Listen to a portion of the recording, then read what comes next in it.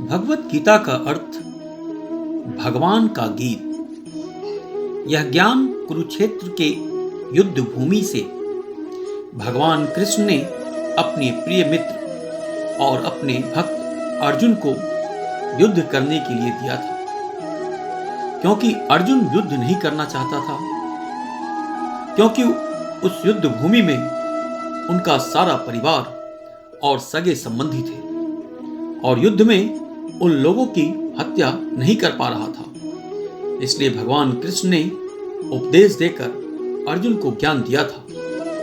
महाभारत के 18 अध्यायों में से एक भीष्म धर्म के महत्व दिया गया। एक उपनिषद है भगवत गीता, जिसमें मैं एकेश्वरवाद, कर्म योग, ज्ञान योग, भक्ति योग की बहुत ही सुंदर तरीके से चर्चा की गई है। अर्जुन के अलावा संजय और धृतराष्ट्र ने गीता सुना, क्योंकि जब भगवान कृष्ण ने अर्जुन को गीता सुना रहे थे तब संजय को दिव्य दृष्टि प्रदान था, जिसे उसे कुरुक्षेत्र के युद्ध भूमि का सारा दिख और सुनाई दे रहा था। और संजय सारा युद्ध भूमि के बारे में धृतराष्ट्र को बता रहा था। इसलिए जब भगवान कृष्ण ने अर्जुन को गीता सुना रहे तब संजय सुन और देख रहा और अपने महाराज धृतराष्ट्र को सुना रहा था। गीता में श्री कृष्ण ने 574 श्लोक कहा, अर्जुन ने 85 श्लोक, संजय ने 40 श्लोक और धृतराष्ट्र ने 1 श्लोक कहा। जब यह ज्ञान दिया जा रहा था तब एकादशी का दिन था और यह ज्ञान लगभग 45 मिनट का था, जिसमें भगवान कृष्ण ने अर्जुन को संपूर्ण ज्ञान दिया था। और यह ज्ञान हरियाणा के कुरुक्षेत्र के मैदान से दिया गया था। मनुष्य जो चाहे प्राप्त कर सकता है यदि वह विश्वास के साथ इच्छित वस्तु पर लगातार चिंतन करे तो उसे सफलता प्राप्त होती है। हे अर्जुन, जब भी धर्म की अवहेलना होती है अर्थात उसका क्षय होता है और अधर्म में वृद्धि होती है, तब तक मैं स्वयं को धर्म के उत्थान के लिए बनाता हूं। हे अर्जुन, सभी धर्मों का त्याग करो, यानी कठोर तपस्या करो और साथ ही मेरी शरण में आओ। मैं श्री कृष्ण तुम्हें सभी पापों से मुक्त कर दूंगा, इसलिए शोक मत करो। प्रकृति के विपरीत कर्म करने से मनुष्य तनाव युक्त होता है। यही तनाव मनुष्य के विनाश का कारण बनता है।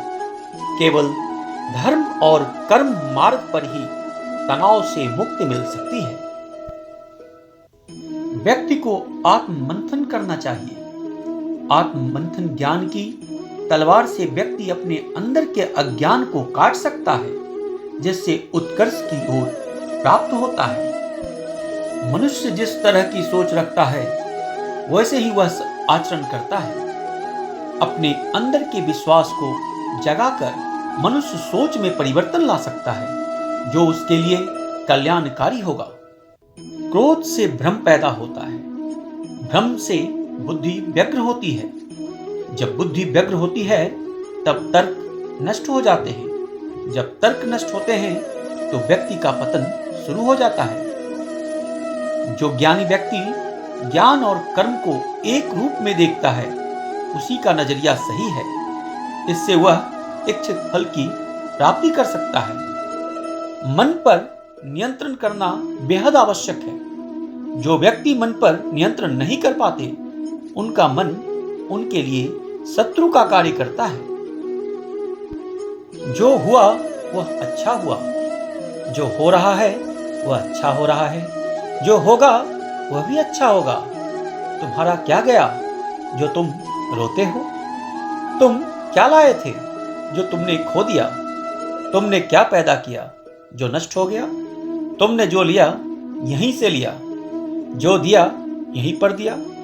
जो आज तुम्हारा है कल किसी और का था, कल किसी और का होगा।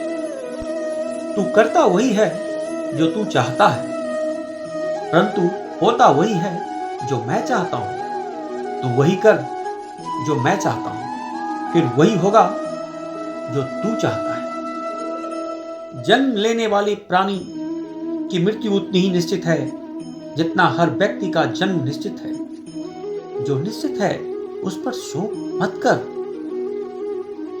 जो बीत गया उस पर विलाप कैसा, जो है उस पर अहंकार कैसा, और जो आने वाला है उसका मोह कैसा।